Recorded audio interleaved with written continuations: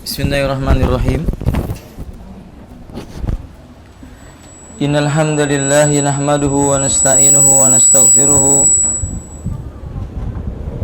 wa na'udzu billahi min shururi anfusina wa min sayyiati a'malina.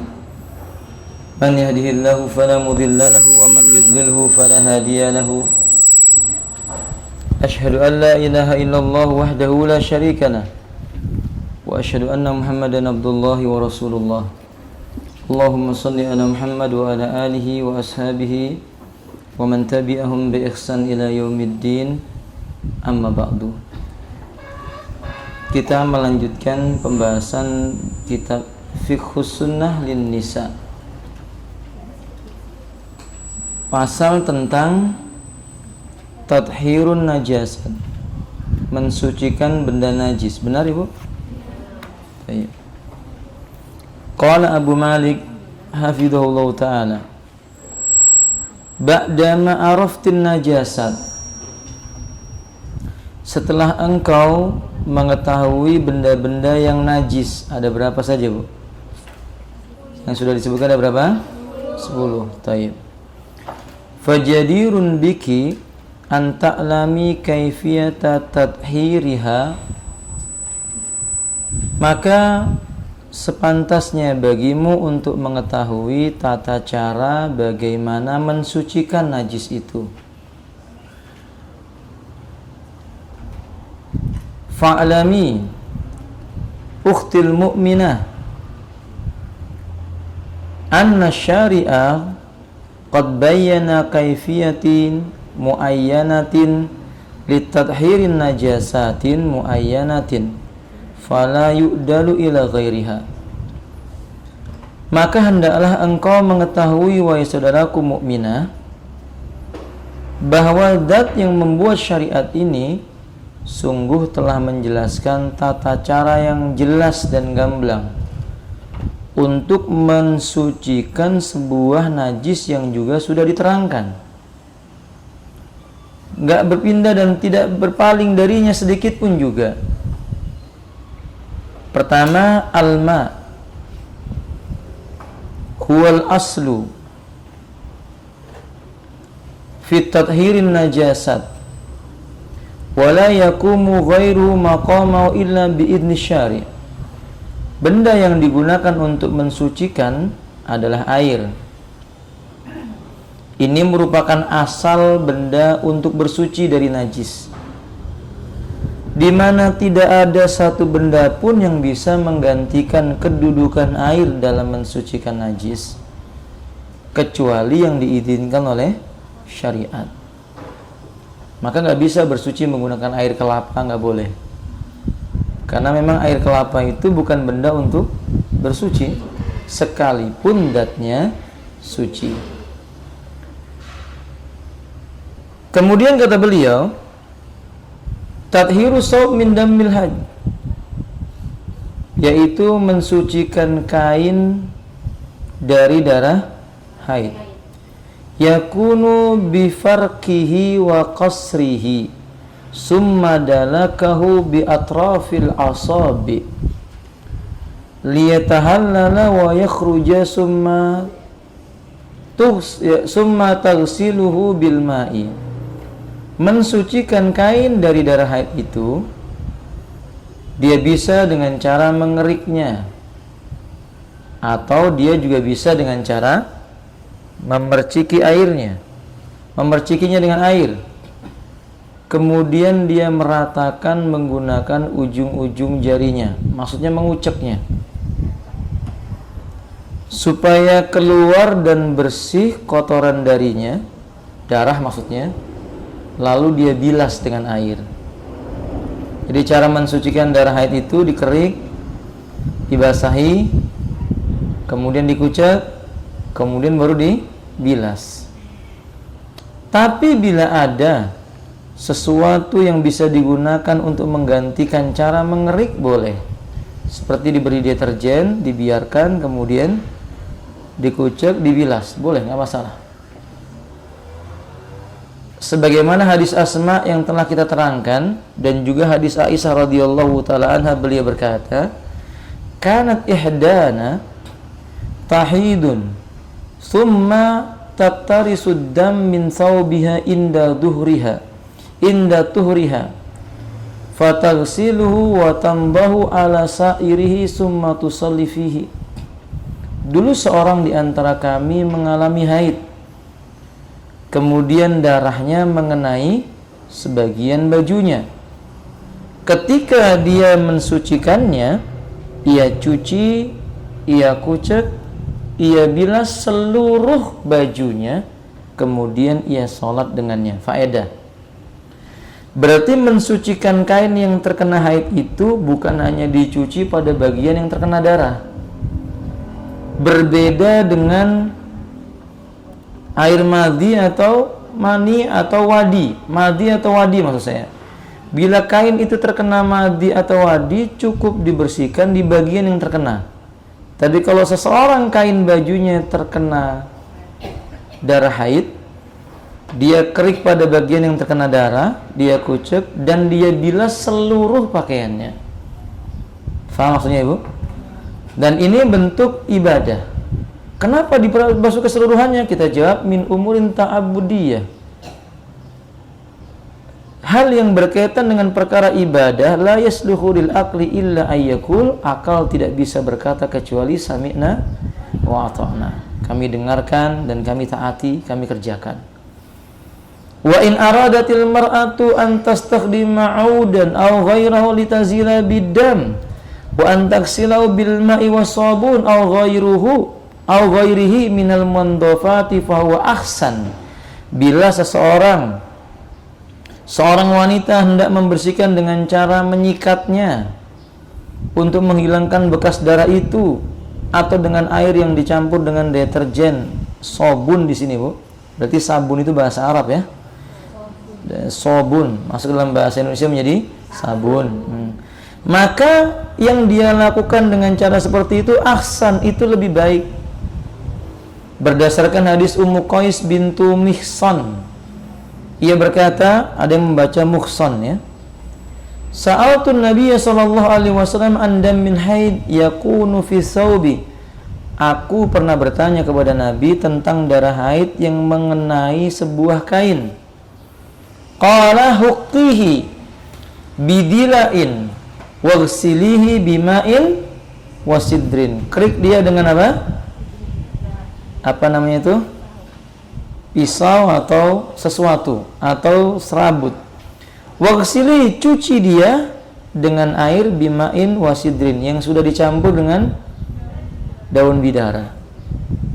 Daun sidrin ini keutamaannya, fadilahnya banyak atau faedahnya banyak. Di antaranya daun sidrin bisa untuk mengobati penyakit sihir. Di dalam riwayat Imam Bukhari, cara mengobati sihir itu fa'akhadha sab'a sidrat, mengambil 7 butir daun sidrin, wa hanakahu, kemudian dilembutkan, wa khulita bil ma', dicampur dengan air, fa syuriba ba'duha lil ghusli, sebagian diminum, mungkin segelas atau kurang dari itu, sisanya digunakan untuk campuran air yang dibuat mandi. Ini air yang digunakan untuk menghilangkan penyakit guna-guna dengan menggunakan daun sidrin. Dan ini bukan daun kelor loh ya. Daun sidrin bukan daun kelor, ya beda. Yang kedua, daun sidrin digunakan untuk memandikan jenazah. Sebagaimana Nabi berkata kepada para sahabat, "Igsilnaha bima'in wasidrin." Mandikanlah jenazah putriku ini dengan air yang sudah dicampur dengan daun sidrin. Yang ketiga ya ini, digunakan untuk mencuci pakaian. Faedah hadis ini sekaligus kita menerangkan air yang bercampur dengan daun sidrin hukumnya suci dan mensucikan. Apa sebabnya? Daun sidrin itu suci. Air yang bercampur dengan daun sidrin tetap disebut dengan air, maka boleh digunakan untuk bersuci dan mensucikan. Kalau ini air minuman ini Bu, suci atau tidak? Suci? Bisa digunakan untuk bersuci atau tidak? Tidak, karena dia sudah keluar dari sifat air yang ada. Sama dengan air teh juga nggak bisa, air kopi juga tidak bisa untuk bersuci. Wallahu a'lam bishawab. Berikutnya yang ketiga, tadhiru sawbi min bauli tifli radi. Cara mensucikan kain dari terkena air kencingnya anak kecil yang masih menyusu kepada ibunya, belum memakan makanan yang lain. Di dalam riwayat yang sahih Nabi berkata, yughsalu min baulil jariyah. Kain dicuci karena sebab kencing anak wanita. Wa yurassu, dan cukup dipercikkan min baulil gulam, kain yang terkena kencing anak lelaki. Di anak perempuan dan laki-laki berbeda. Allah pun menyebutkan dalam Al-Quran, walaisa dzakaru kal unsa, dan anak laki-laki itu tidak mungkin sama dengan anak perempuan. Dari sisi air kencingnya saja beda. Bila bayi wanita baru lahir, kencing dia, tetap yang terkena kencing itu harus dicuci. Tapi kalau anak laki-laki ketika dia buang air kecil mengenai pakaian kita, cukup dipercikkan pada bagian yang terkena air kencing itu. Timbul pertanyaan, dengan demikian kencing anak laki-laki itu najis enggak, Bu? Kenapa najis? Sahih, ahsanti. Menunjukkan air kencing anak kecil laki-laki itu tetap najis, tetapi najis yang ringan atau mukhaffafah. Buktinya Nabi memerintahkan yurassu min baulil gulam, diperciki kain karena sebab terkena air kencing anak laki-laki. Seandainya nggak najis, tidak perlu diperciki air. Tetap dia salat dengan pakaian yang terkena kencing itu. Wallahu a'lam bishawab. Faedah, ternyata kencing anak laki-laki itu tidak lebih berbau dibandingkan kencing anak wanita. Ini hikmahnya. Bila ditanya mengapa demikian, wallahu ta'ala alam bishawab. Mungkin ilmu kedokteran lebih bisa menjelaskan tentang masalah ini. Wallahu a'lam bishawab. Yang keempat, tathiru sawbi minal madhi. Cara membersihkan kain dari terkena madhi. Lamma kana al-madhiyu mimma yuksiru hudusu wa ta'ummu bil balwa, ja'a takhfifu fi tathiri minasyari fayakfi ayyarussa sawba bil ma'i fi makanil madhi. Kalau seandainya madhi yang keluar itu tidak banyak jumlahnya, maka cukup baginya memerciki dengan air saja. Tapi bila madhi itu berjumlah yang banyak, menimbulkan jejak pada kain seseorang, hendaklah dia mencucinya. Berdasarkan hadis Sa'al ibnu Khunayf, beliau pernah menjumpai yalqiya minal maddi siddatan wa ana'in faqala lin nabi kaifa bima yusibu sawbi minhu. Kainnya terkena madhi dan kemudian tampak bekasnya itu. Aku bertanya kepada Nabi, bagaimana mencuci kainku yang terkena madhi ini? Qal yakfi an ta'khudha kaffan. Cukup bagimu ambil satu telapak tangan min ma fatandahu, tumpahkan atau kenakan pada bagian apa? Yang terkena madhi. Saubaka haitsu tara annahu qad asaba minhu. Yang terkena madhi tersebut tumpahi dengan air, dan itu cukup sudah sebagai bentuk apa? Mencucinya. Dengan demikian madhi hukumnya najis. Qala Syekh, penulis kitab yang bernama Husain Al-Awaisyah, beliau menjelaskan bahwasanya ibnu sekalian rahimanirullah, madhi itu terjadi pada diri lelaki maupun pada diri wanita, sama saja. Nabi SAW berkata dalam hadis yang sahih, an-nisa'u saqaiqur rijal, atau para ulama menyebutkan an-nisa'u saqaiqur rijal, para wanita itu merupakan saqaiq bagi rijal, sesuatu yang tidak mungkin berbeda hukumnya dengan wanita kecuali ada nas yang menjelaskannya. Sehingga karena wanita itu memiliki seperti yang dimiliki oleh laki-laki, jika dia menjumpai madhi, wajib baginya untuk mencucinya. Adapun tentang madhi saya sudah terangkan apa itu madhi, saya juga sudah terangkan apa itu wadi pada pembahasan benda-benda yang najis. Wallahu a'lam bishawab. Kemudian berikutnya tathiru daili sawbil mar'ah. Sahih. Mensucikan ujung kain wanita yang menjuntai ke tanah. Ini memberikan faedah, sebenarnya wanita dianjurkan kainnya itu panjang sampai menyentuh ke tanah. Bahkan seorang wanita bertanya kepada Nabi SAW ketika Nabi berkata, "Ma tahta ka'baini minal izari fa finnar." Setiap kain yang berada di bawah mata kaki tempatnya dalam neraka. Akhirnya seorang wanita berkata, "Ya Rasulullah, wa kaifa bil mar'ah?" Kalau begitu gimana wanita? Maka Nabi berkata, panjangkan 1 jengkal dari atas mata kaki itu, dari mata kaki ditambah 1 jengkal. Kata wanita ini karena dia sangat bersemangat, faida marartu aw amsi, kalau seandainya aku lewat berjalan, fatuksaf qadami, nanti kakiku telapaknya kelihatan. Kan di zaman itu belum ada dijumpai apa Ibu? Kaos kaki. Lalu kata Nabi, tambahkan 1 hasta. Dari mata kaki itu panjangnya 1 hasta. Lalu kata Nabi, jangan lebih daripada itu. Enggak boleh lebih daripada itu. Adapun yang dilakukan orang-orang kafir ketika menikah sampai panjang 7 meter itu hulu itu. Jangan ditiru, ini melampaui batas. Nah, wanita itu batas maksimal cuma apa? 1 hasta saja. Faedah berikutnya di sini menjelaskan berarti telapak kaki wanita itu aurat. Sekali lagi saya terangkan, ibu-ibu nggak boleh keluar tanpa menutup telapak menutup telapak kakinya itu. Di aurat baginya. Tidak boleh terlihat oleh laki-laki yang bukan mahram baginya. Bolehkah digantikan dengan kaos kaki saja? Para ulama berbeda pendapat. Sebagian mengatakan boleh, sebagian lagi mengatakan jika tidak ada jalan lain kecuali itu boleh.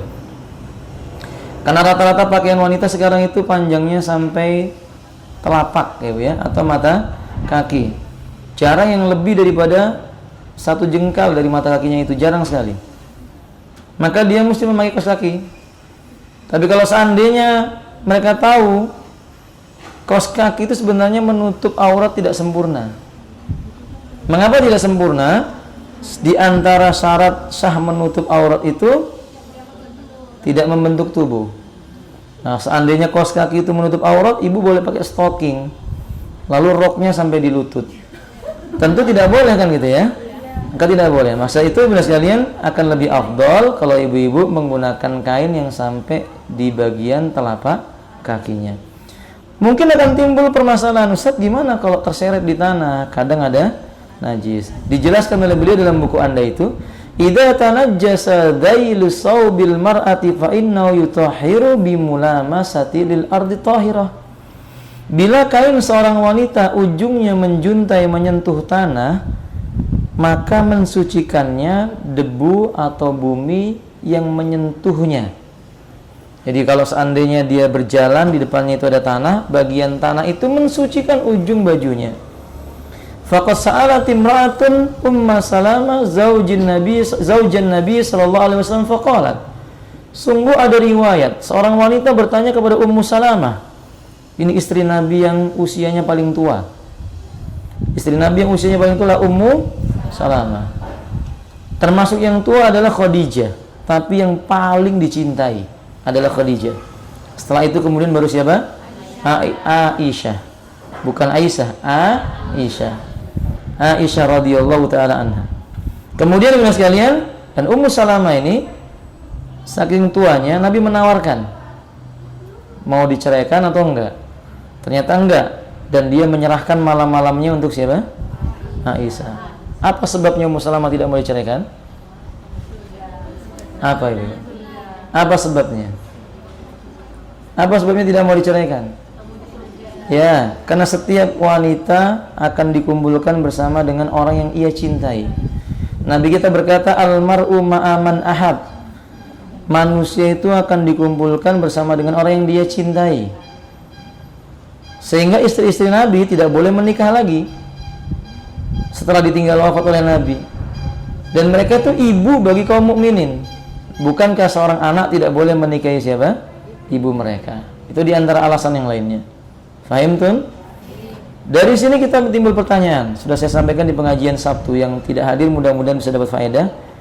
Jika seorang wanita itu menikah lebih daripada 1, dia menikah meninggal, Menikah lagi, meninggal. Menikah lagi, meninggal. Kepada siapa dia dikumpulkan? Ada dua pendapat. Pendapat yang pertama mengatakan bagaimana Ibu? Berkumpul dengan orang yang paling dia cintai. Kalau dia dikumpulkan, pendapat pertama berkata dia akan dikumpulkan dengan orang yang paling dia cintai. Hadisnya tadi kita sebutkan, almar'u ma'aman ahad. Pendapat yang kedua mengatakan dia dikumpulkan bersama suami yang paling terakhirnya. Karena memang Nabi SAW melarang istrinya menikah lagi, menunjukkan bahwa dia akan dikumpulkan dengan suaminya itu. Dan istri Nabi kan suami terakhirnya ya Nabi. Ummu Salamah suami pertamanya ya Abu Salamah. Paham ya? Nah, kemudian nikah oleh Rasulullah SAW. Nah, maka dari sini kita bisa mengetahui perbedaan pendapat ini yang paling kuat adalah yang kedua, yang terakhir. Sebab ketika dia menikah dengan yang terakhir menunjukkan dia mencintainya. Kalau tidak, untuk apa dia menikahinya? Faham maksudnya Ibu? Baik, baru. Karena para wanita berhati-hati kalau mau menikah lagi. Mencari sesuatu harusnya yang lebih afdol dari yang pertama, lebih soleh. Seperti Ummu Salamah. Dia menikah dengan lelaki soleh yang bernama Abu Salamah. Ternyata nikah yang kedua jauh lebih afdal daripada Abu Salamah, yaitu Rasulullah Sallallahu Alaihi Wasallam. Nah, kedali. Gimana Ustaz kalau cerai juga? Nikah yang pertama meninggal, nikah yang kedua cerai, dikumpulkan dengan yang pertama atau yang kedua ya Ibu?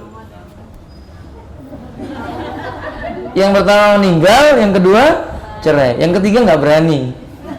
Yang ketiga nggak berani menikahi, takut nanti mati atau diceraikan gitu ya. Nah, maka ibu sekalian dikumpulkan dengan yang mana?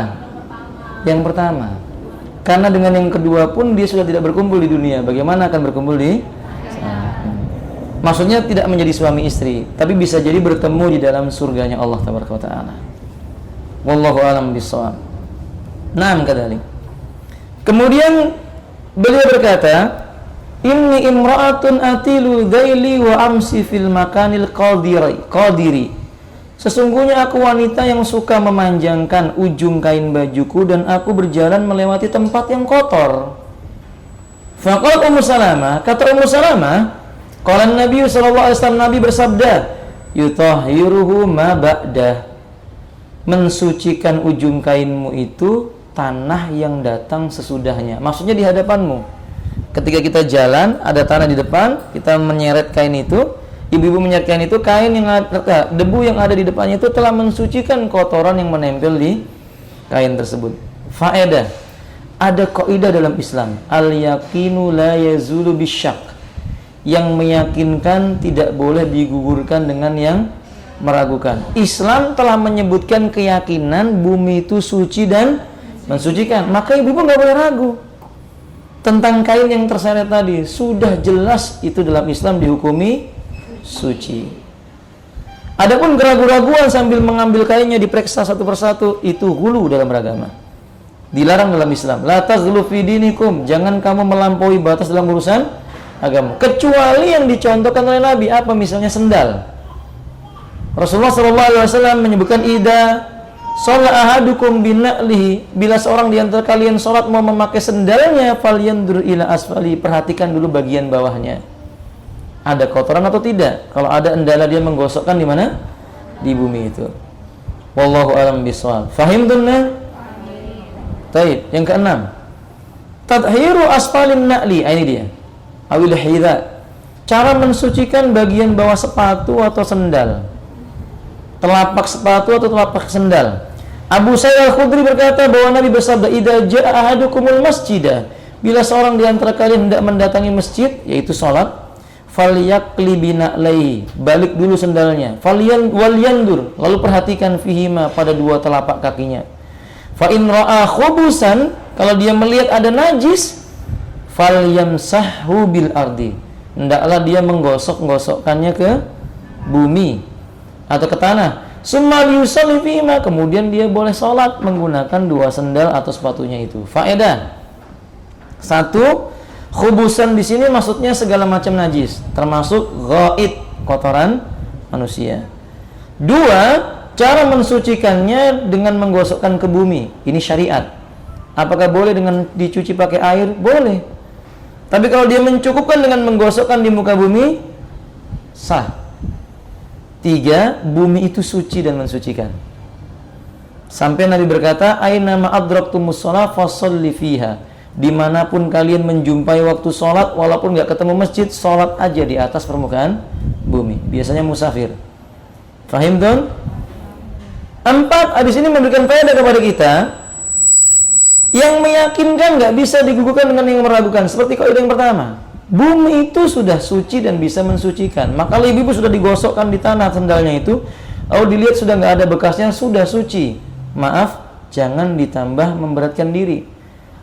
Diambil kemudian apa? Nah, dicium-cium gitu, nggak perlu. Manusia itu memang aneh ya Bu ya. Aneh manusia itu. Kadang sudah tahu kotor juga dicium juga begitu. Jempol kaki kotor dicium juga, masya Allah, musibah ini. Nah, maka seperti itu kita harus demikian. Seorang muslim itu harusnya yakin bahwa ini sudah bersih, sudah selesai. Wallahu a'lam bishawab. Terakhir, Islam menghukumi zahir, yang kelihatan, dan Islam tidak menghukumi yang batin, yang tidak kelihatan. Apa yang tampak itu yang dihukumi. Ibunda sekalian, setelah selesai berwudu lalu menjumpai anaknya kencing, lalu memegang celananya basah, itu yang najis. Lantainya jangan dipel, nggak ada bukti-bukti najis. Kecuali ibu lihat ada genangan air kencing atau bekas kaki anak yang terkena apa? Kencing, baru dipel. Fahim dong? Ustaz, kalau saya mengepelnya karena ingin menjaga kebersihan saja, ya boleh, tidak dimasalah. Tidak dilarang dalam masalah ini. Wallahu ta'ala alam bishawab. Tayyib kadalik.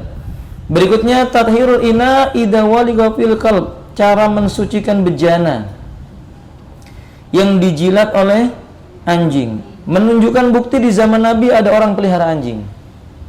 Dan memelihara anjing tidak dilarang jika tidak diletakkan di rumah. Jika anjing itu tidak diletakkan di rumah mereka. Jika anjing itu diletakkan di kebun atau di suatu tempat yang khusus untuk menjaga kebun atau untuk berburu binatang, tidak dilarang. Bahkan Rasulullah berkata dari Abu Hurairah radhiyallahu ta'ala an, tuhuru ina'i ahadikum, sucinya bejana seorang di antara kalian, idza walagha fil kalbu, bila seekor anjing menjilat ke dalam bejana itu, ayyagsilahu sab'a marrat, hendaknya dia mencuci sebanyak 7 kali. Ulahuna biturab, yang pertama kalinya atau salah satu dari cucian itu menggunakan turab, tanah. Hadis sahih dikeluarkan oleh Imam Muslim dan juga dikeluarkan oleh Imam Abu Dawud. Faedah dalam hadis ini yang berikutnya, hukum asal sesuatu suci kecuali yang dijelaskan oleh syariat tentang najisnya. Jilatan kucing suci, Bu. Maka kalau ada seseorang memelihara kucing lalu dia dijilat bajunya oleh kucing, itu tidak najis. Jilatan musang misalnya juga tidak najis. Fahim tuh? Ketika diterangkan oleh syariat jilatan anjing itu najis, maka kita tegas katakan yang najis itu yang diterangkan oleh syariat ini. 2, kenajisan pada anjing ini terletak pada liurnya. Hukum asalnya demikian. Lalu para ulama berbeda pendapat.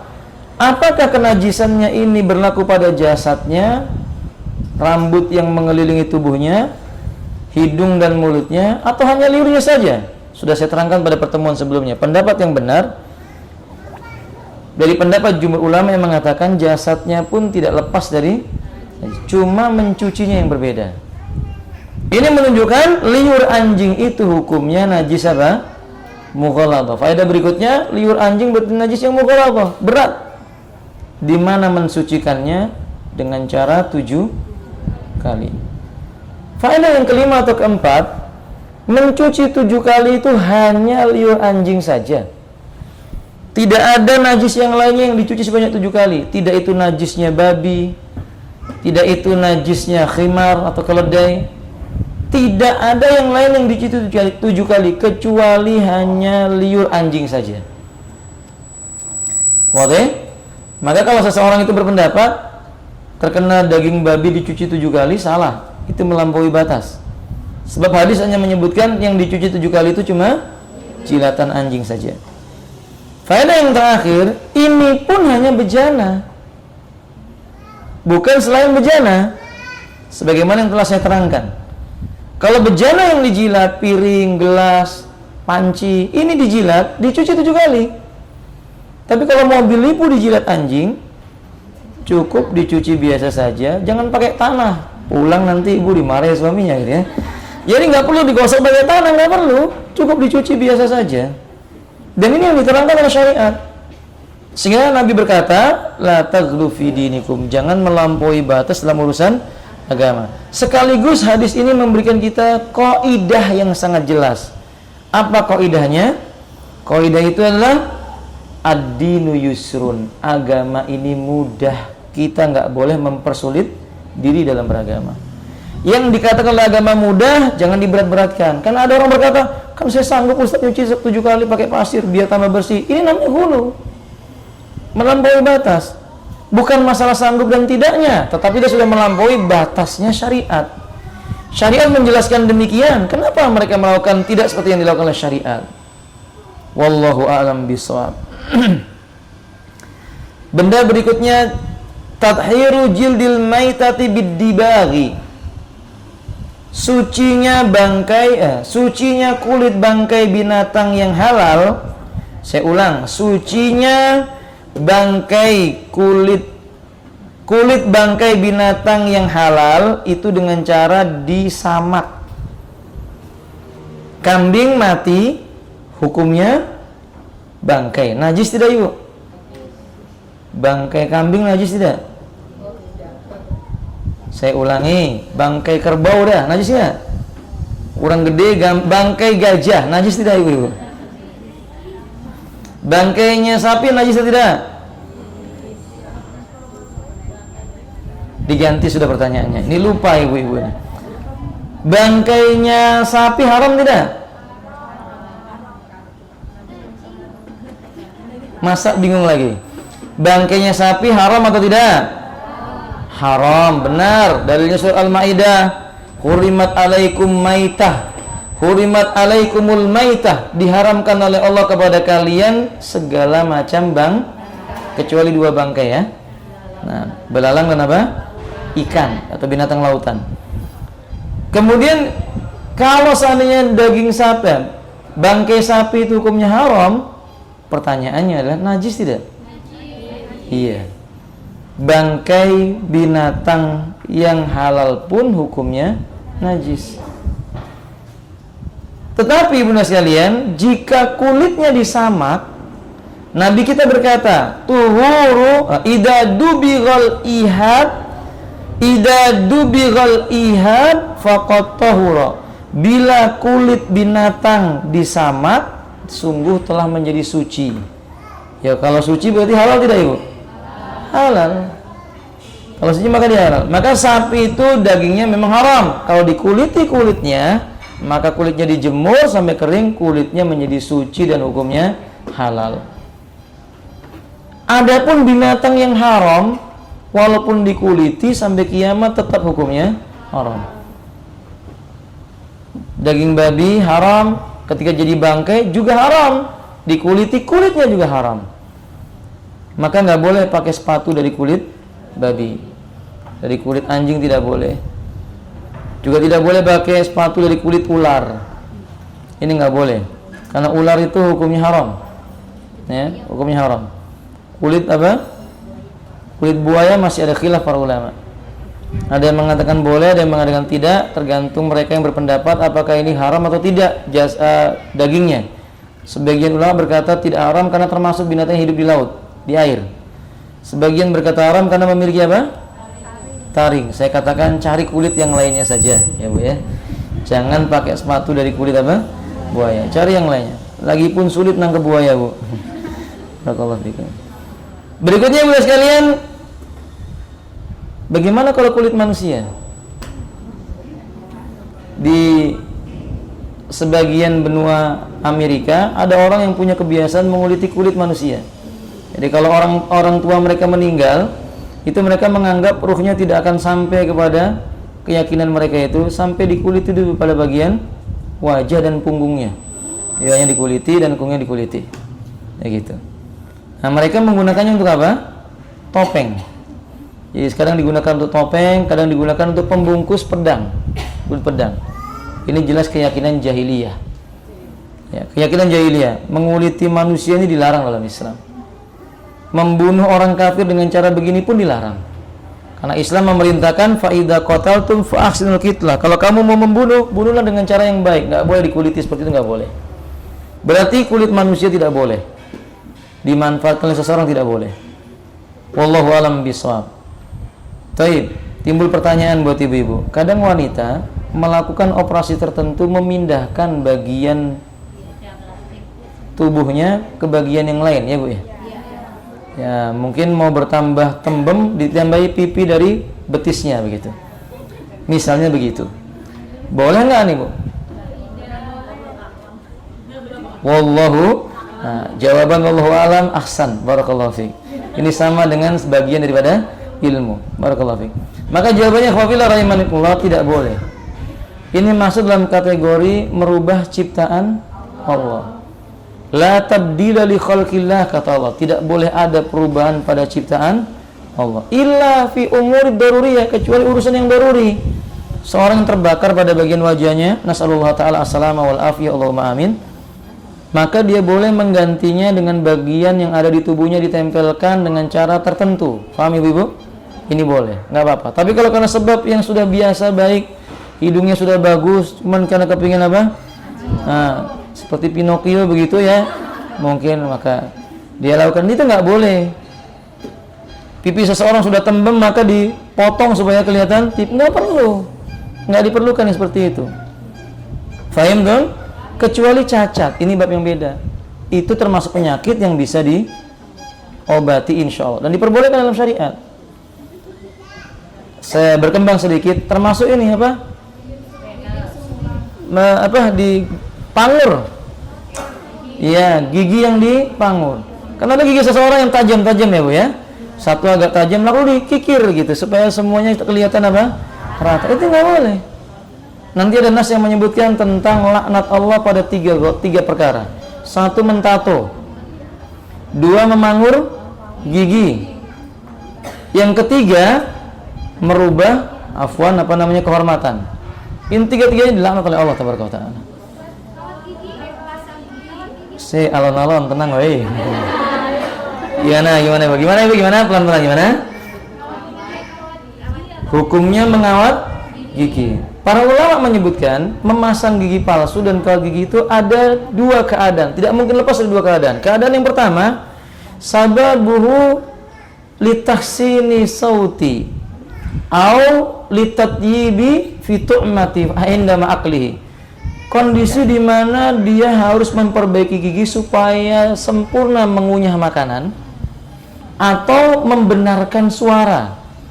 Maka mengawat gigi atau memasang gigi ini nggak apa-apa.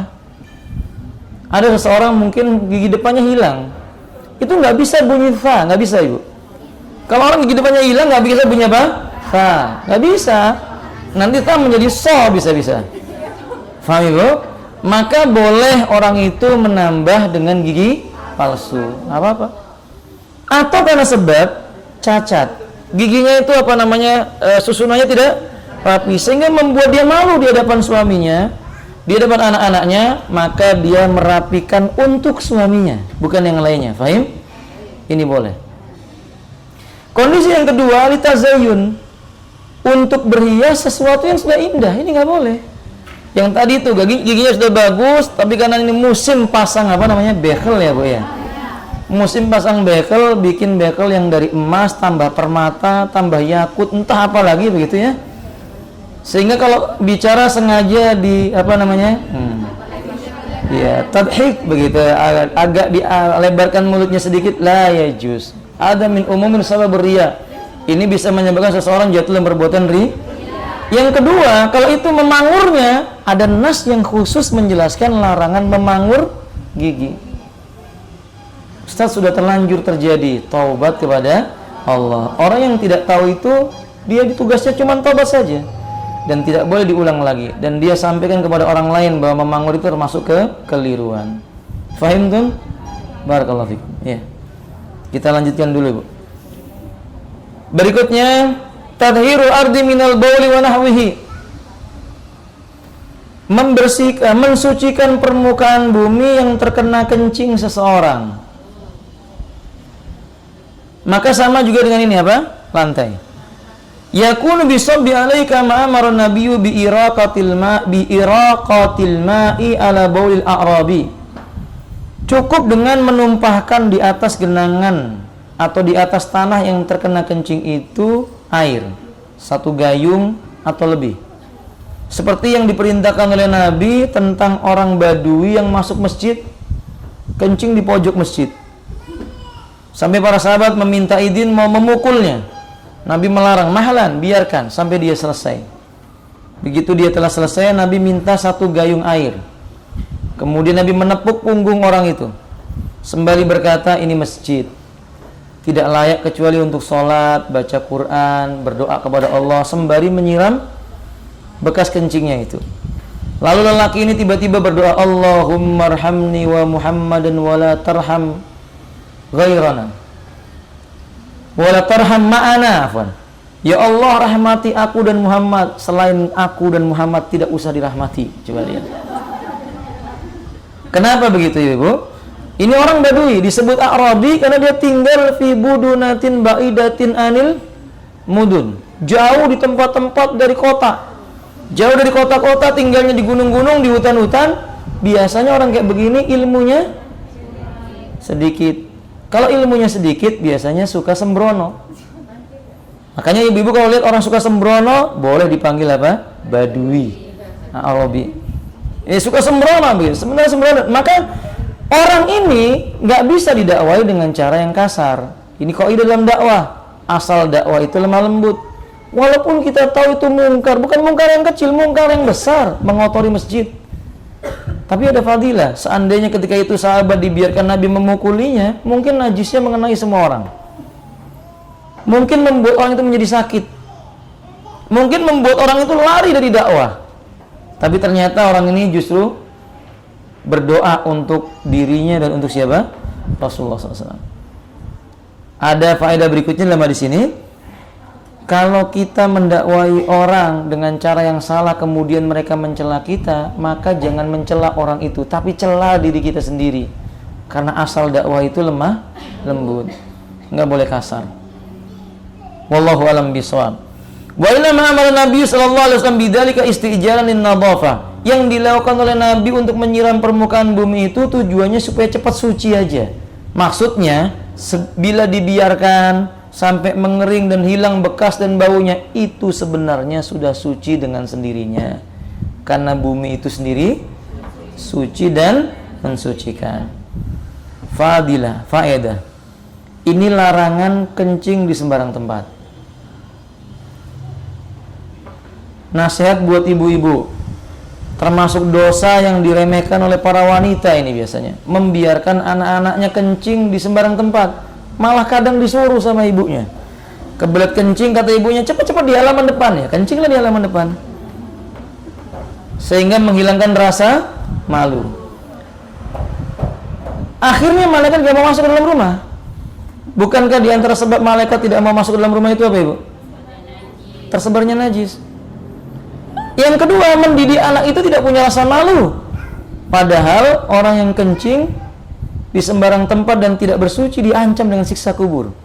Innahuma la yu'adzabani wa ma yu'adzabani fi kabin fa amma hadza la yastatir an bauli wa amma hadza yamsi bin namimati. Dua orang yang menghuni kubur ini sekarang sedang disiksa dalam kuburnya. Yang ini bukan karena perkara yang besar, yang ini kencing tidak tertutup dan tidak bersuci. Yang ini berjalan di muka bumi sukanya mengadu domba manusia. Nauzubillah min dzalik. Maka ini nasihat buat ibu-ibu, jangan dibiasakan anak-anaknya kencing di sembarang tempat. Dan nasihati suaminya, biasa di bandara itu pulang turun dari pesawat, apa tempat buang air kecil itu, apa namanya, urinoir, itu kan berdiri, itu nggak baik, nggak sopan, terlihat oleh orang lain. Maka hendaklah buang air kecil dalam keadaan yang tertutup. Wallahu a'lam bishawab. Baik, demikian. Kemudian berikutnya, tathhirul bi'ri awisamni idza waqa'at fiha najasa. Bagaimana cara mensucikan minyak goreng yang kemasukan najis atau air yang kemasukan najis, bangkai. sumur yang kemasukan bangkai. Anda punya minyak yang kemasukan bangkai. Kalau minyak zaman dulu itu kalau nggak dipanaskan dia membeku, keju lah gitu ya. Ibu-ibu punya keju cair, tiba-tiba lama nggak dipakai membeku, lalu ada kecoaknya. Nah, bagaimana cara mensucikannya? Apakah dibuang semua kejunya? Tidak. Maka dibuang pada bagian yang ada kotorannya, kemudian dimanfaatkan yang ada. Jorok Ustaz, gitu. Sebagian orang demikian. Tapi ini syariat. Kalau Anda tidak suka, mungkin orang lain yang menyukainya, maka tidak boleh dibuang. Wa yakunu bin nazi wa izalatin najas wa mahawla wa yabqal baqi ta'iran fa fi sahih Bukhari ad-dabai bab wa ghairu anna Nabiy sallallahu alaihi wasallam su'ila an fa'rati saqitat fi samanin faqala alquha wa mahawla fatrahu wa kulu samanakum. Maka caranya dengan mengambil benda yang najis tadi itu, membuang yang ada padanya dan sekitarnya, lalu memanfaatkan yang selainnya, dia telah suci. Sebagaimana disebutkan dalam riwayat Imam Bukhari. Ketika Nabi ditanya tentang fa'rah, apa fa'rah itu, Ibu? Di buku Anda diterjemahkan apa fa'rah? Tikus. Tikus yang kecil itu loh, Bu. Apa namanya? Mencit atau apa ya? Nah, yang kayak begitu itu. Fa'rah ya. Ada fa'rah yang jatuh ke dalam bejana yang berisi minyak. Minyak samin. Lalu Nabi berkata, Al-Quwa wa mahaula, ambil dia dan yang ada di sekitarnya, fatrahu, uang. Wa kulu samanakum, sedangkan yang ada tersisa itu, kamu makan saja, nggak apa-apa. Faham? Ini menunjukkan bukti, begitulah sucinya. Wadah. Di hadis yang lainnya,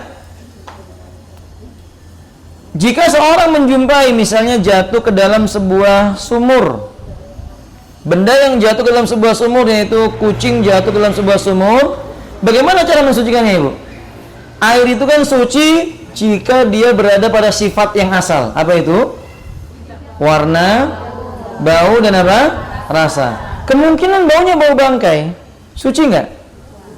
Satu sumur, bangkainya itu udah diambil, tapi masih bau bangkai. Suci atau tidak, Bu? Najis atau suci? Nah, bagaimana cara mensucikannya? Naam, sahih. Dengan menambahkan air sehingga hilang apa? Baunya. Maka dia menjadi suci dan mensucikan. Kalau seandainya baunya ketika ada bangkai, begitu bangkainya diangkat, dibuang, 2 hari kemudian airnya nggak bau lagi, hukum air itu sudah suci. Dan kita berbicara kesucian, bukan berbicara tentang kotor atau bersihnya. Tapi hukum air tersebut hukumnya suci dan mensucikan. Berikutnya yang ke-11, idza istahalat sifatu ainin najas bihaisun batala anhul ismul mahkumu alaihi bin najasati wa sara syai'an akhar tahiran fa innahu yukamu alaihi bi taharati kama idza tahawwala al-ghaid ila turabin. Coba diterjemahkan, Ibu. Yang ke-11. Jika sifat atau bentuk najis telah berubah, Sahih. tidak lagi najis dan menjadi suci seperti kotoran yang telah berubah menjadi tanah. Sahih. Jadi darah binatang yang najis jatuh misalnya ke bumi, kemudian hancur, sudah dalam waktu yang lama tidak kelihatan lagi, menjadi pasir, hukumnya sama seperti debu-debu yang ada, yaitu suci. Tidak dianggap apa? Najis. Wallahu a'lam bishawab. Yang ke-12, satu lagi, Bu, baca. Idza saqita 'ala sabil mar'ah. Pakaian ibu menyusui yang terkena air susu tidak wajib dibersihkan, karena air susu hukumnya suci tidak najis. Demikian menurut pendapat Ibrahim an-Nakhai, sebagaimana yang disebutkan oleh Ibnu Abi Syaibah dalam Al-Musannaf Jilid 1 halaman 172. 172 dengan sanad yang hasan. Sahih. Benar, karena air susu itu kalau dibiarkan dia berubah merah seperti apa? Darah. Sehingga sebagian pendapat mengatakan dia najis. Yang benar tidak. Yang benar bahwa air susu wanita itu tidak najis. Sama sekali tidak najis. Sekalipun dia telah berubah. Apalagi kalau dia sampai mengering pada jasad seseorang atau pada baju seseorang, tidak diwajibkan untuk dicuci. Bila ditanyakan boleh nggak dia mencucinya, jawabannya boleh. Masuk dalam kategori menjaga apa? Kebersihan. Wa innallaha jamil yuhibbul Jamal, Allah itu maha indah dan Allah menyukai keindahan. Kebersihan bagian daripada keindahan itu sendiri. Barakallahu lana wa lakum wa alaikum wa alaikum. Baik, kita tambah sedikit kemudian tanya jawab yuk. Sunanul fitrah, bab tentang sunanul fitrah. Apa yang dimaksud dengan sunan? Apa tuh Ibu artinya sunan? Sunan itu maksudnya jalan hidup. Kebiasaan-kebiasaan yang disukai oleh agama namanya sunan. Sunan itu pada asalnya artinya jalan hidup atau kebiasaan yang dilakukan oleh seseorang. Nah, kalau yang datang dari Nabi kita menyebutnya sunnah. Hukumnya apa sunnah? Sunnah hukumnya apa, Bu? Ummahat, sunnah itu hukumnya wajib atau? Iya, sahih. Sunnah itu ada yang wajib, ada yang mustahab. Mustahab artinya disukai. Al-maqsudu bi sunanil fitrah, yang dimaksud dengan sunanul fitrah adalah sunanul anbiya'i salawatullah wassalamu alaihim, kebiasaan-kebiasaan yang dilakukan oleh para nabi salawatullah wassalamu alaihim. Wa qila hiya din, dan ada yang mengatakan sunanul fitrah itulah bagian agama itu sendiri, nggak bisa dipisahkan dengan agama. Abu Hurairah radhiyallahu ta'ala berkata, qala Rasulullah sallallahu alaihi wasallam, al-fitratu khamsun. Fitrah yang ada pada manusia, artinya urusan agama ini jangan ditinggalkan. Ada 5. Al-khitan, berkhitan. Al-istihdad, huwa izalatu sya'ril anat wa huwa mahawlal farj, menghilangkan bulu kehormatan, itu namanya istihdad. Wa qasus syarib, memotong kumis agar tidak menutupi apa? Bibir, namanya qasus syarib. Wa taqlimul adfar, menghilangkan kuku yang melebihi batas, namanya taqlimul adfar. Wa natful abad, mencabuti bulu ketiak. Bukan dicukur bulu ketiak itu, sunnahnya dicabut. Wallahu alam bishawab. Kita jelaskan satu persatu tentang khitan. Lil mar'ati, pada wanita ini, sebelumnya saya minta maaf karena Nabi pernah ditanya oleh seorang wanita, ya Rasulullah, innallaha la yastahi anil haqqa, sesungguhnya Allah itu enggak malu untuk menjelaskan sesuatu yang nilainya memang benar tentang agama. Maka saya menyebutkan ini dari beliau, mohon dimaafkan kalau kalimatnya tidak santun.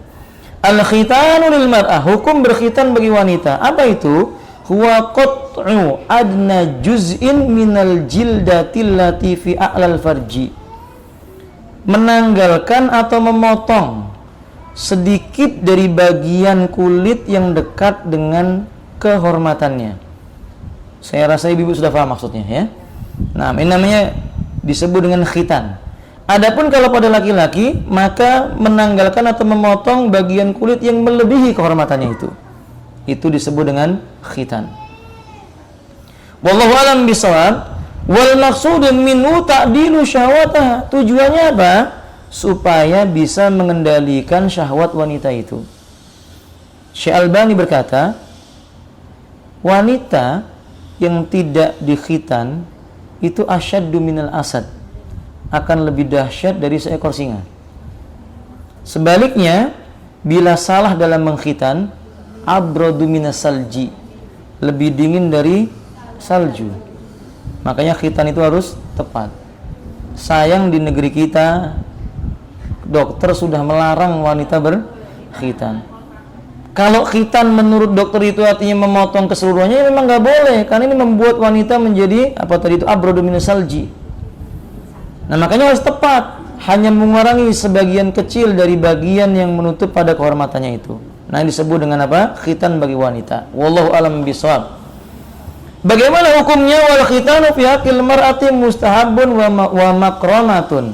Beliau berpendapat hukum berkhitan itu disukai dan tanda kemuliaan wanita itu. Tapi sebagian ulama berkata khitan itu hukumnya wajib. Seperti Abu Hanifah berpendapat khitan hukumnya wajib. Kemudian Syekh Albani juga berpendapat berkhitan itu hukumnya wajib. Sebab perintah khitan yang datang dari Nabi Shallallahu Alaihi Wasallam itu khitabnya bukan hanya kepada laki-laki, tapi juga masuk ke dalamnya itu juga perempuan-perempuan. Makanya ibunda sekalian, sebagian ulama berkata wajib, sebagian lagi berkata hukumnya Seperti pendapat Abu Malik ini hukumnya mustahab, disukai dan itu kemuliaan. Qala Ibnu Qudamah fil Mughni, Imam Ibnu Qudamah dalam kitab Al-Mughni juz 1 halaman 85 berkata, fa ammal qital fawajibun 'ala rijali wa mukramatun fi haqqin nisa'i. Hada qaulu katsir min ahli ilmi. Adapun khitan hukumnya wajib bagi laki-laki dan merupakan kemuliaan. Di sini maknanya keindahan mukramah ini dan juga mulia bagi haknya wanita. Ini merupakan pendapat kebanyakan ahlul ilm. Jadi saya katakan pendapat yang rajih, yang kuat adalah yang mengatakan khitan bagi wanita hukumnya mustahab, disukai, ya sunnatun muakkadatun. Tapi perhatikan, khitan bagi wanita itu batas maksimalnya ketika mencapai usia dewasa, haid. Setelah itu nggak perlu lagi dikhitan. Wallahu alam bishawab. Sedangkan laki-laki khitan tidak ada batasnya, terus sampai kapanpun kalau dia belum khitan wajib untuk dikhitan. Wallahu alam bishawab. Berikutnya, wa mimma yadullu ala mas'uliyatil khitani lil mar'ah, di antara dalil yang menunjukkan disyariatkannya khitan bagi wanita itu qaulun Nabi sallallahu alaihi wasallam, idza jalasa baina su'abil arba famasal khitan al khitan faqad wajabal ghuslu. Bila seorang lelaki telah duduk dan bersungguh-sungguh di atas 4 anggota tubuh istrinya, lalu bertemulah 2 khitan, sesungguhnya dia wajib untuk mandi. Menunjukkan bahwa wanita dikhitan. Bertemu 2 khitan berarti dikhitan. Kata beliau, al-khitan huma mawdi'ul qati min dzakaril gulami wa fardil jariyah. Jadi khitan itu, jadi yang disebut dengan khitan itu tempat yang dipotong dari anggota kehormatan seorang anak, mau laki-laki maupun perempuannya.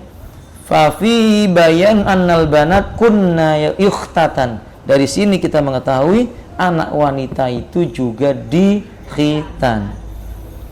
Maka pertanyaannya, khitan paling baik yang bagaimana? Khitan yang paling baik ketika masih kecil, ketika masih dalam susuan ibunya, itu khitan yang paling baik. Sehingga para ulama menganjurkan bayi baru lahir berusia sekitar sebulan dikhitan lebih baik dibandingkan mereka yang lebih besar darinya. Kalau di negeri kita kan khitan kadang-kadang nunggu sudah lulus SD ya, sekitar berapa tahun itu. Nah, maka sebaiknya khitan itu sebelum itu, masih kecil dikhitan. Sebagian ulama berkata bahwa khitan ini mencerdaskan akal. Maka anak-anak yang dikhitan lebih cepat, insya Allah lebih cerdas. Adapun khurafat, jangan dikhitan cepat-cepat, nanti anaknya jadi apa namanya?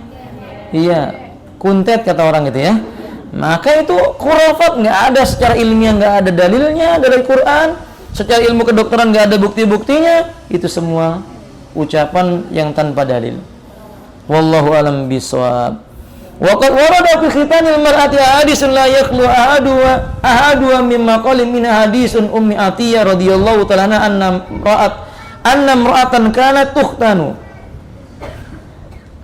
bil madinati faqala lan nabiyyu la tanhaqi fa inna dhalika aghdha lil mar'ati wa ahabbu ilal ba'li. Sesungguhnya telah disebutkan riwayat khitannya seorang wanita dalam beberapa hadis, salah satunya ya memang tidak lepas dari pembicaraan tentang masalah hadis ini. Tapi ada riwayat yang disebutkan oleh Al-Imam Abu Daud, hanya riwayat ini apa? Dhaif. Ada seorang wanita yang dia berkhitan di kota Madinah. Apa kata Nabi? Baca Bu, la tanhaqi fa inna dzalika, terjemahnya bagaimana? Jangan terlalu banyak memotongnya karena hal itu lebih baik bagi wanita dan lebih disukai oleh suami. Sahih, tapi sayang hadisnya apa? Dhaif. Juga terdapat dalam riwayat yang lainnya, kalimatnya berbunyi idza hafadat fa usammi wa la tanhaqi fa innahu andaru lil wajhi wa akhdha inda zauj.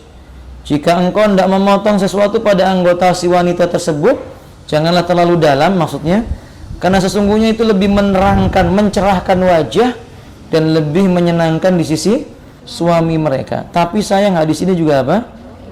Bahkan mungkar. Hadisnya mungkar. Walhasil riwayat yang benar adalah bahwa khitan itu dianjurkan disukai, disyariatkan pada wanita, tapi dengan tempat yang tepat. Kalau tidak, itu menimbulkan mudarat bagi si wanita ini. Tidak dikhitan mudarat, dikhitan terlalu dalam juga mudarat. Wallahu a'lam bishawab. Sunnah pertama adalah khitan. Tambahan, adakah walimatul khitan? Ketika sudah mengkhitankan anaknya, kemudian adakah walimah mengadakan pesta khitan? Di zaman Nabi, pertanyaannya, boleh nggak walimatul khitan? Al-Imam Ibnu Hajar Al-Asqalani membolehkan jika tidak dijadikan sebuah syarat. Jika tidak dijadikan sebuah syarat, hanya sekedar mengundang manusia makan, selesai, tidak ada masalah. Tapi mayoritas para ulama menasihati ditinggalkan. Wallahu a'lam bishawab. Kemudian berikutnya as-siwak. Sunnah yang berikutnya adalah yaitu bersiwak. Apa itu siwak? Wa huwa min sunanil fitrati aidan kama fi hadis Aisyah inda Muslim. Bersiwak itu termasuk sunnah fitrah. Sebagaimana Aisyah dalam riwayat Imam Muslim menyebutkan, di antara sunnah fitrah adalah wa yastaqi, yaitu bersiwak. Wastimalu siwak mustahabun fi kulli hal, dan perlu diketahui setiap keadaan apapun kita bersiwak disukai. Dalam keadaan majelis taklim bersiwak, dalam keadaan itu tapi perlu dicari sekalian, dikembalikan kepada uruf ya Bu ya. Yang benar bahwa siwak ini dimanapun keadaannya nggak dilarang. Maka ibu-ibu kalau pernah umroh lihat orang Arab itu apa aja pegang siwak. Laki-lakinya perempuannya sama-sama. Mereka bersiwak. Di pinggir jalan siwak, belanja siwak, jualin siwak, pokoknya siwak selalu dipakai. Sehingga kita jumpai ternyata penelitian menunjukkan gigi orang Arab itu banyak yang lebih sehat daripada selainnya. Ternyata siwak itu memperbaiki gigi. Wallahu a'lam bishawab. Naam, kadzalik. Dan boleh digantikan siwak dengan apa? Sikat gigi. Kalau memang tidak dijumpai kayu siwak. Tapi sangat disukai bersiwak pada keadaan-keadaan berikut ini. Satu, indal wudu. Di saat mau berwudu bersiwak atau bersikat gigi. Karena Rasulullah berkata, laula an asukka ala ummati la amartuhum bisiwaki ma'al wudu'i. Kalau tidak memberatkan atas diri umatku, niscaya ku perintahkan mereka untuk bersiwak setiap kali hendak berwudu. Jadi setiap wudu sikat gigi atau bersiwak. Yang kedua, indah salat, mau salat. Nabi berkata, laula an asukka ala ummati la amartum bisiwaki inda kulli salatin. Kalau seandainya enggak memberatkan atas diri umatku, ku perintahkan mereka bersiwak setiap kali hendak mengerjakan salat. Hadis ini dikeluarkan oleh Imam Bukhari dan Muslim. Jadi kalau mau siwak, ibu boleh mau salat bersiwak dulu. Mau salat nih, mau takbiratul ihram, bersiwak dulu, bersihkan, kemudian baru takbiratul ihram. Sunnah yang banyak ditinggalkan oleh manusia. Kayu siwak itu kayu Arab, panjang sebenarnya Ibu, dipotong-potong kecil. Biasanya orang umroh bawa oleh-oleh itu Ibu ya. Pernah tahu kayu siwak Ibu? Sekarang sudah modern, ada yang rasa stroberi. Kayu siwak aja ada yang rasa stroberi Ibu ya, Masya Allah. Nah, makadalik. Ayakumullah. Yang ketiga, indah qiraatil Quran. Disukai bersiwak itu setiap mau membaca Quran. Berdasarkan perkataan Ali bin Abi Thalib, umirna bisiwak, kita diperintahkan untuk bersiwak. Wa qala innal abda, dan Nabi berkata, sesungguhnya seorang hamba idza qama yusalli, tatkala dia berdiri dalam salatnya, atahu malakun, malaikat akan mendatanginya. Faqama khalfahu, berdiri di belakangnya, yastami'ul Qur'an, sembari mendengarkan bacaan Qur'annya. Wa yadnuwa, mendekat dan terus mendekat dan terus mendekat. Wala yazalu yastami'u wa yadnuwa hatta yadha'afahu ala fihi. Terus malaikat itu mendengar sambil mendekat sampai mulutnya malaikat ditempelkan di mulut orang yang baca Quran itu. Ini keutamaan orang yang senang baca Quran. Fala yaqra'u ayatan illa kanat fi jawfil malak. Tidak satu ayat pun yang dibaca oleh orang itu melainkan akan masuk ke dalam mulutnya malaikat itu. Berarti dianjurkan kita membaguskan bau mulut. Ya malu sama malaikat Bu, baca Quran bau apa? Mulutnya itu. Faham maksudnya? Maka dari sini hadis ini menjelaskan kepada kita, berarti memang bersiwak ketika mau baca Quran itu sunnah. Kecuali puasa. Kalau mulutnya sudah dibersihkan tetap bau juga, nanti akan diganti oleh Allah dengan apa? bau yang lebih wangi daripada kasturi. Terakhir inda dukhulil bait. Nah, ini juga sunnah. Maaf. Yang terakhir ada lagi nanti ya. Ketika mau masuk rumah, dianjurkan bersiwak. Saya sering terangkan sama ibu-ibu. Kalau suatu saat ibu punya rumah, tetap bikin di depan rumahnya itu tempat untuk apa? Bersiwak atau bersikat gigi. Bikin apa namanya? Wastafilata. Itu sunnah. Sebagaimana dikatakan dalam riwayat yang sahih Anil Miqdam ibni Suraij, Anil Miqdam ibni Syarih an abihi qala sa'altu Aisyah qultu bi ayyi syai'in kana yabda'un nabiyyu sallallahu alaihi wasallam idza dakhala baitahu qalat bisiwak. Kata Miqdam bin Syarih, dari ayahnya dia berkata, pernah aku bertanya kepada Aisyah radhiyallahu taala anha, dengan apakah Nabi memulai sebelum beliau memasuki rumahnya? Qalat bisiwak, dengan cara membersihkan mulut dengan siwak, sikat gigi, Bu. Ya, habis dari majelis taklim, pulang ke rumah, mau masuk rumah sikat gigi. Sunnah. Disukai. Nah, yang terakhir indal qiyami minal lail, ketika bangun di malam hari. Walaupun ibu enggak salat, bangun malam bersiwak. Hudzaifah ibnu Yaman radhiyallahu taala berkata, "Kana Rasulullah sallallahu alaihi wasallam idza qama liyatahajjuda yasusu fau bisiwak." Nabi kalau bangun malam mau salat tahajud, dibersihkan dulu mulutnya dengan apa? Siwak, yaitu membersihkan giginya. Yadluku asnanahu bisiwak, giginya itu dibersihkan, bau mulutnya dihilangkan dengan bersikat gigi. Sunnah yang banyak ditinggalkan oleh kaum muslimin, dan ini berlaku untuk laki-laki maupun wanita. Saya katakan bahkan bagi wanita harus lebih bersangatan lagi. Li'anna hadza atyabun lahu wa afrakhun li ila zawjiha. Itu baik bagi si wanita, lebih menyenangkan bagi siapa? Suami-suami mereka. Gimana kalau kebalikannya, Ustaz? Gimana kalau suami mulutnya bau karena sebab asap rokok? Perintahkan untuk bersiwak dan tinggalkan apa namanya? Merokok, karena memang rokok itu nggak baik. Ibu jangan jangan malu, jangan putus asa untuk menasihati keluarganya yang merokok. Suruh berhenti. Gambarkan tentang gambaran-gambaran jeleknya rokok, dan memang rokok itu hukumnya apa? Haram dalam Islam, bukan makruh. Haram. Bukan makruh, hukumnya haram. Saya sering buat perumpamaan buat ibu-ibu. Sesuatu yang kotor biasanya itu diharamkan atau dinajiskan oleh syariat. Ibunda sekalian, nggak ada toh orang makan donat sambil pup, nggak ada ya Bu ya? Nggak ada orang BAB sambil makan donat, karena dia tahu jorok, di tempat yang jorok nggak mungkin makan. Tapi Ibu pernah ngeliat nggak orang merokok di WC? Iya, bahkan merasa nikmat, menunjukkan bahwa memang rokok itu kotor. Tempatnya terasa nikmat oleh mereka di tempat yang kotor. Itu baru satu contoh. Contoh yang kedua, kalau ibu bikin pabrik donat, tapi ditulis di depannya, donat gratis. Memakan donat ini menyebabkan gagal jantung, kemudian liver, impotensi. Ada yang mau dikasih, Bu? Nggak ada. Gratis pun nggak mau. Tapi orang sekarang itu aneh. Rokok itu ada tulisannya jelas bisa impotensi, tapi tetap saja dia lakukan. Kan berarti yang melakukan itu kan bahlul namanya. Oke? Nah, kata dia. Fahim tuh Ibu sekalian? Baik, barakallahu fikum. Ya, sampai di sini. Mudah-mudahan bermanfaat. Tayyib, subhanakallahumma bihamdik, asyhadu an la ilaha illa anta, astaghfiruka wa atubu ilaik. Assalamualaikum warahmatullahi wabarakatuh.